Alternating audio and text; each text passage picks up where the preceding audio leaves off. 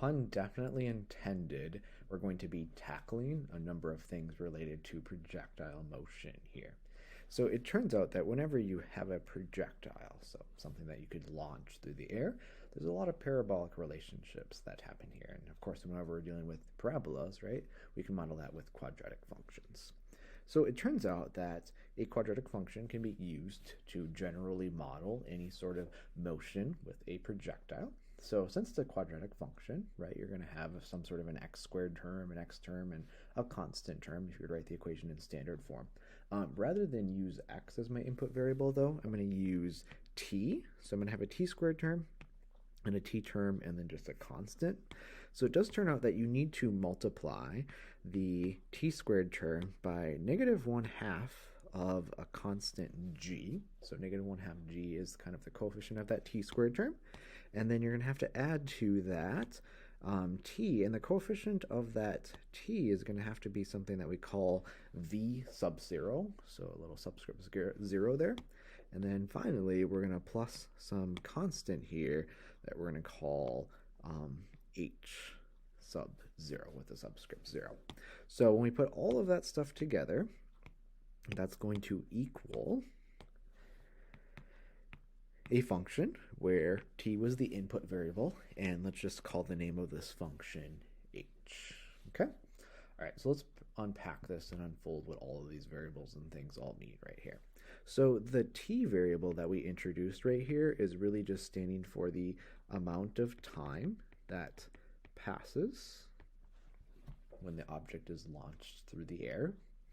And then h of t is going to represent the height of the object after t amount of time, whether that's seconds or minutes or whatever it might be, right? There's some other things in here that are important too, right? So that g number is a number that tells us the gravitational rate of acceleration. So we're here on planet Earth, right? So we'll kind of mostly work with gravitational acceleration on Earth, but if we were to solve projectile motion problems on different places, whether on the moon or Mars or wherever, we'd have to use a different g number because of the different amount of gravity on those different bodies, right? All right, and then we also have this v sub 0, and the v sub 0 is just the initial velocity. So by initial, it's just the starting velocity of the object, so how fast it's moving at the exact moment that it starts, moving. So when it got thrown or dropped or whatever it might be. And then finally, h sub 0 is going to be the initial height of the object. So when this projectile initially gets thrown, dropped, whatever, it's starting height, okay? So those sorts of things can be used to model projectile motion. So I just kind of put some information here that's just useful for you to see. This just gives you the gravitational acceleration for different sorts of bodies within our particular solar system. So kind of the important things, right, to take away is here on Earth, on our planet, just in a couple different units. This one's in feet per second squared, and that's in meters per second squared. We have gravitational acceleration of 32 feet per second squared, and 32 feet is about 9.81 meters, so it just converts to 9.81 meters. So what you'll see a lot in projectile motion problems then is because that g number is either like 32 feet per second squared or it's 9.81 meters per second squared, then when you multiply it by that negative 1/2 that's in front of it, oftentimes you'll see then that this will become a negative 16 when you multiply it by negative 1/2, or this here will come basically about a negative 4.9 when you multiply it by negative 1/2. So seeing those coefficients of that squared variable term is going to be a very common thing for you to see when we're modeling projectile motion on planet Earth. Okay? All right, so just in terms of that initial velocity, so the initial velocity, right, are represented with v sub 0, and it's just the starting velocity, right? So there's kind of like really three cases of things that could happen with that initial velocity. So you might have an object that kind of does this sort of a thing. You might have an object that, like, you can kind of see the peak is like that. And then you also might have an object where it's like already kind of going down. So what that means is like if these points right here on the y-axis are like where it starts at, then velocity wise what's happening right here is the object is kind of getting thrown upwards, versus here it's getting dropped, versus here it would be getting thrown down. And so what you'll see then is if the object gets thrown upwards, is that this initial velocity number will be a positive number. If it gets dropped, then the initial velocity is actually 0, nothing. And if the object gets tossed downwards, then the initial velocity will actually be a negative number. Okay? So that means then, right, that number right there, if it's a positive number, then you know the object's getting thrown upwards. If it's 0, it's just getting dropped. Or if it's negative, it's getting thrown downwards, right? So it's just kind of that initial speed at which the object gets dropped at. And then finally, the initial height, which I chose to represent with h sub 0. If you had something like that situation, versus if you had something like that situation, you can see that where it starts at height-wise is different, right? Because you can see that this would start at a positive height. This would start at a height basically, kind of like on the ground, basically, right? On 0. And then this here would start like below ground, so maybe underwater or whatever, right? So that is a negative height. So that does mean, right, whenever we're using this projectile motion equation, that number right there, the h sub 0, depending on whether it's positive, 0, or negative, tells you if it's starting like some point above the ground or on the ground or below the ground, right? Yeah, so those are the big characteristics that we're going to see out of projectile motion, and so we want to get into some things that we can model with this. So we'll use this first example to get into this here. So we actually have an equation already right here, where h of t is equal to negative 16. As I told you, we're going to see that a lot, right? Negative 16t squared plus 96t plus 3. What we're actually modeling right here is we're modeling the height, h, in feet of the baseball t seconds after it's hit by this particular function. So if we really break apart kind of the meaning of some of these things here, that 96t should actually be the initial velocity. It's also a positive, so we know that this object is kind of getting launched in an upward sort of direction. What that does mean is it's actually getting launched at a speed of 96 feet per second initially. So like at the moment that that bat makes contact with the ball, that's the speed that is going on at that particular time. And then this right here is supposed to be like the starting height. So it's going to start at 3 feet, since h is measured in feet. So kind of some cool characteristics to pull out of that. All right, so I want to focus on this first feature that we want to be able to determine in terms of when does the baseball reach its maximum height, and then that second question of then what is the actual maximum height that the baseball will reach. So we know, right, whenever you go to a baseball game, like a baseball is going to go up and, right, it's going to kind of follow the pattern of a parabola. And we actually know that this will be an upside down parabola based on the equation, because if you look at the projectile motion equation we have, whenever that a number is negative, right, we know that this parabola is going to go upside down. Okay? All right, so what we want to try to find first of all here is like when does the baseball reach its maximum and where it reaches its maximum, which means if this is kind of just a sketch of the path of the baseball, the maximum is going to occur right there at the top, which if it's a parabola, we call the vertex of the parabola, right? So we want to be able to find where the vertex of that parabola is. So with our equation being as follows, I'll just use y instead of h for right now. When we have a parabola or a quadratic equation that's in this form that we have, so standard form, we can find where that vertex is by first finding the axis of symmetry, so the middle of this parabola. And what we know, based on our study of quadratics in standard form, is that this axis of symmetry always happens at negative of the b number over 2 times a. So what that means then is I can find the axis of symmetry here by doing t, which is equal to negative of b, and since the b value is 96, we'll plug that in there, over 2 times the a, so 2 times negative 16. So it really boils down to taking negative 96, and then 2 times negative 16 is negative 32. So a negative divided by a negative will give us a positive, and it turns out to be just kind of a nice number of 3. Okay? So what that means then is that when t equals 3, and since time was in seconds, when time equals 3 seconds, that's when this baseball will reach its maximum height. Okay? And then that second question is, then what is the actual maximum height that the baseball will reach? And we can determine that just by then plugging in the 3 for the t into the equation, right? So we knew that h of t was equal to negative 16 times t squared plus 96t plus 3. So therefore, by plugging in 3 for t and then just evaluating, we can find the actual maximum height that this is going to reach. So by following PEMDAS, we know we have to square first. So negative 16 times 9. If I times 96 and 3, we're going to end up with 288. And then plus 3. So this is going to be negative 144 plus 288 plus 3. And if you add those first two numbers, you get 144 plus 3. And that's going to equal 147 feet. So, yeah, we accomplished our goal of finding those couple of things, right? So the time in seconds there, and then the number of feet at which it reaches its maximum height. Okay?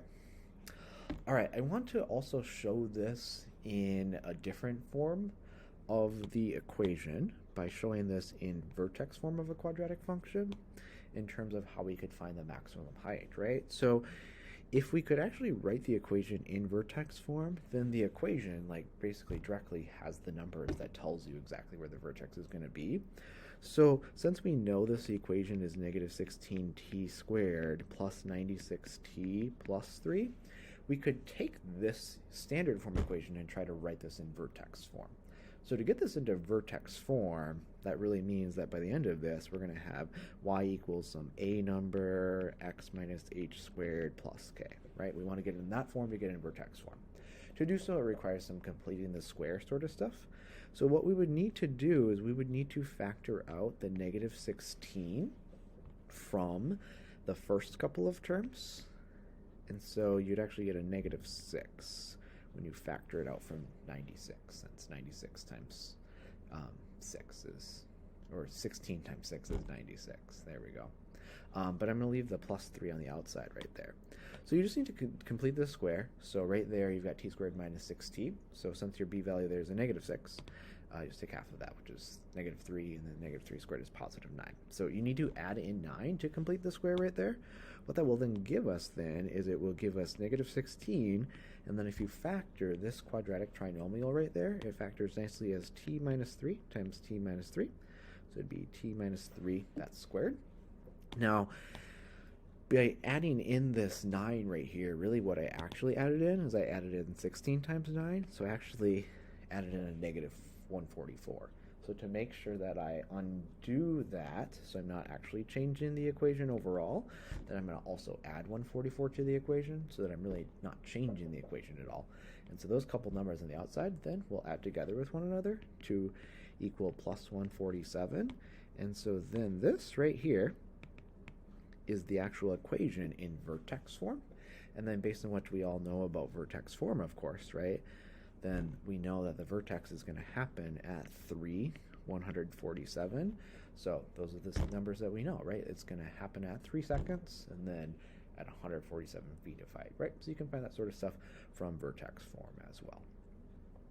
All right, so and then jumping down to this third question right here, it's asking for what is the height of the ball after 2 seconds, right? So if you think about what we know, we actually know that the time is equal to 2, right? T equals 2 because it's in seconds. So you could plug in 2 for t, right? And then you could find h, which is exactly what we're looking for here. So it's just as simple as that, right? We just need to find h of 2 and plug that in. So we want to take negative 16 of t squared plus 96 t plus 3, and then just plug in a 2. And then follow PEMDAS. So we're going to get negative 16 times 4. 96 times 2 is 192 plus 3. If you times those couple of things together with one another there, you're going to get negative 64 plus 192 plus 3. And then if you just go from left to right, negative 64 plus 192 is going to equal 128 plus 3.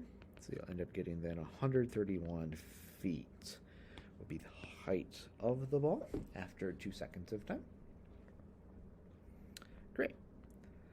And then jump into the next question right here, number 4. This is asking for at what time or times would the baseball hit the ground? So thinking about that, right? The baseball actually started at a height of 3 feet, right? Where it starts at, and then it's going to go up, right? And then it'll hit the ground a little bit later on. So we're trying to figure out like when it's going to hit right there. Now, it turns out that if we had this full complete parabola, right, there's also another point where it hits the x-axis. So if we went backwards in time, right, I guess it could hit the ground. So, of course, it never actually hit the ground, but just in theory, right, we're actually going to find kind of 2 different x numbers where it would, theoretically hit the ground. So think about how we would try to solve and find this, right? If it's going to hit the ground, that's equivalent to saying that the height of the baseball will be equal to 0, right? So we actually know that h of t for some t should be equal to 0, right? So we want to plug in a 0 in for the height, in for h of t, and then somehow solve for the t.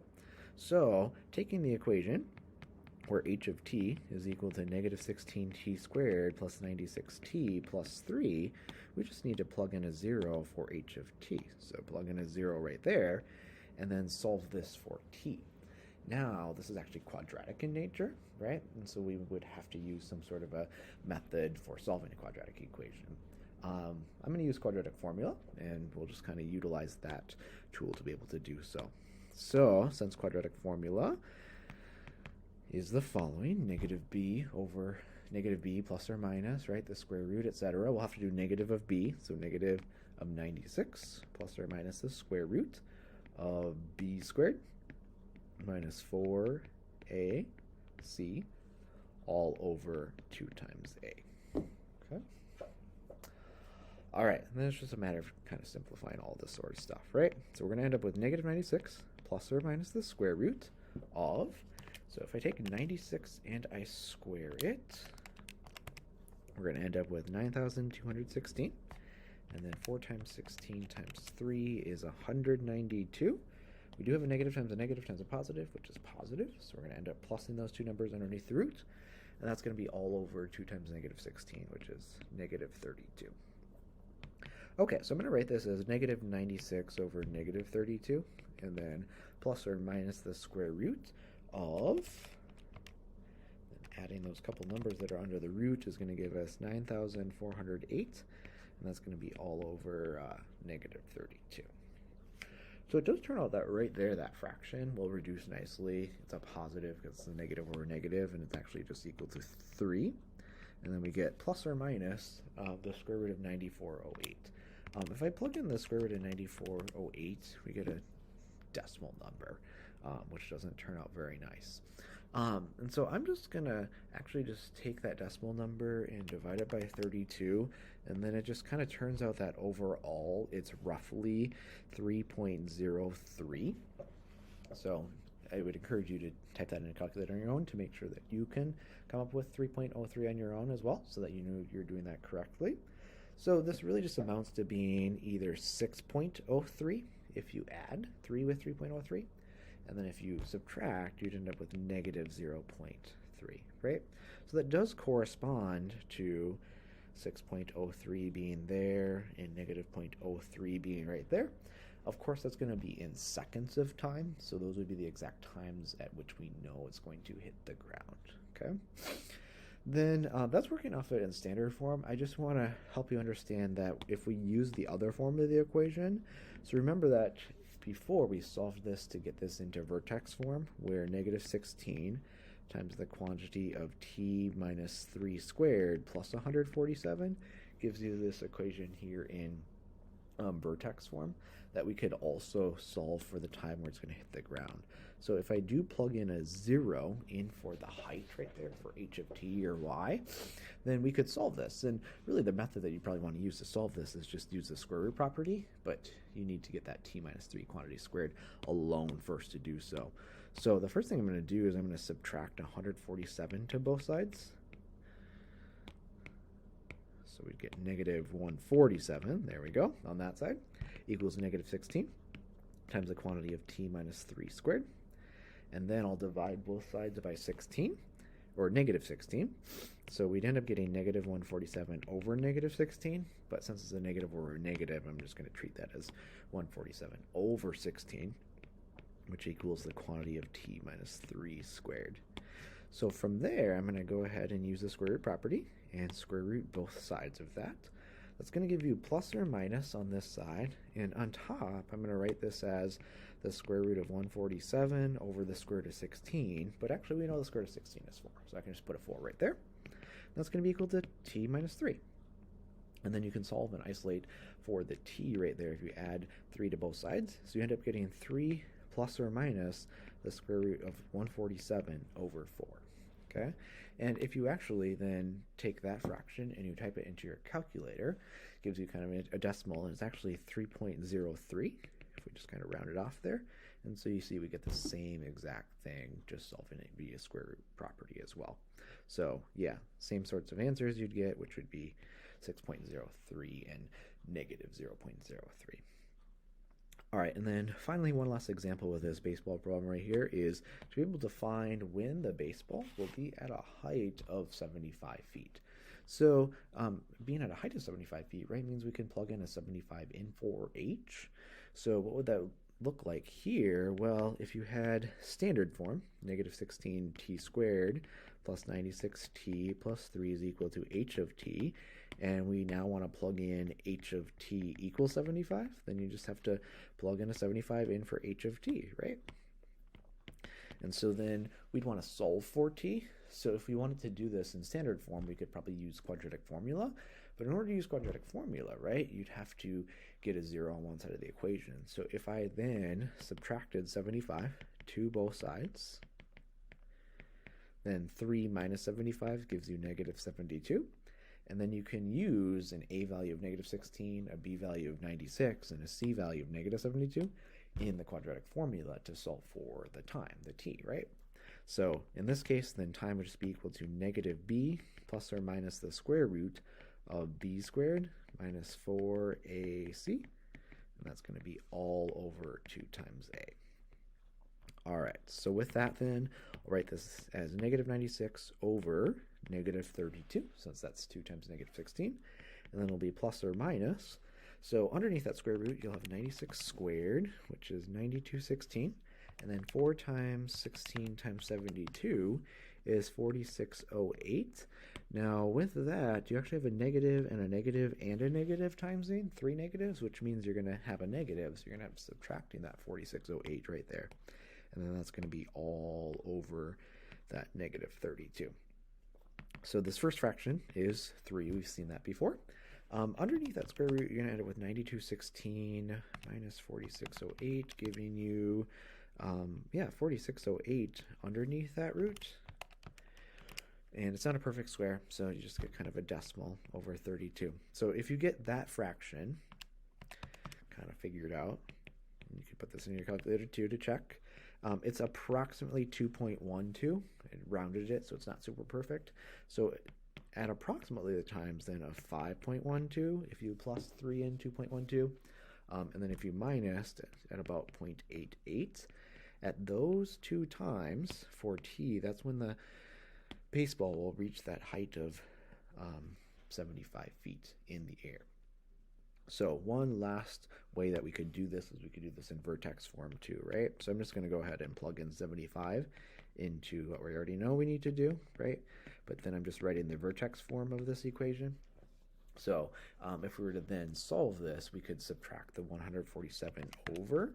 So if you subtracted it from 75, you end up getting negative 72, which equals negative 16t minus 3 squared. And then if you divided by negative 16, you'd end up getting 4.5 on that side equals t minus 3 that squared. And then, yeah, you could take the square root of that and take the square root of that and solve from there. Actually, this one's kind of interesting because I could actually write this as 9/2 because that's 4.5. And then if you square rooted, you actually know the square root of 9 is 3. But then the square root of 2, we'll just have to leave it as it is. So we could write it as 3 over square root 2. And then that's going to be equal to t minus 3. So if you get the t alone, t is going to be equal to positive 3 plus or minus. And then since this fraction right here has a square root on the bottom, you could rationalize that denominator and multiply it by square root 2 over square root 2, which is going to then give you 3 root 2 over 2. So in simplest radical form, that would give you the exact times at which this occurs, and it really is the same thing as what we had before, because that 3 square root 2 over 2 is approximately a decimal of 2.12, so you get the same approximate times at which it would reach that height of 75 feet then.